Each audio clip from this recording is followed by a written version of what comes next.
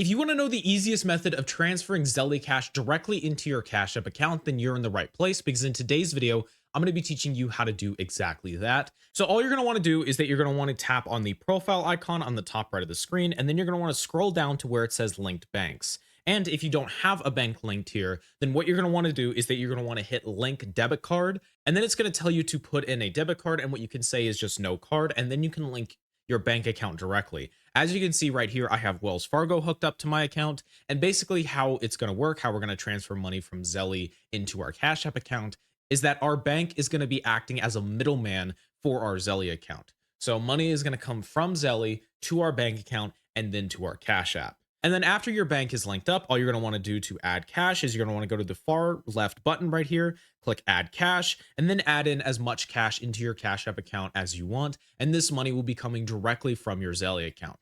Obviously, this method is not going to work provided that you do not have a bank account, but currently there is no other way to hook up Zelle to your Cash App account. As always, thank you so much for watching. If you want to learn how to make a free $5 from Cash App, you can go ahead and check out the description down below. And thank you so much for watching, and I hope you have a good day.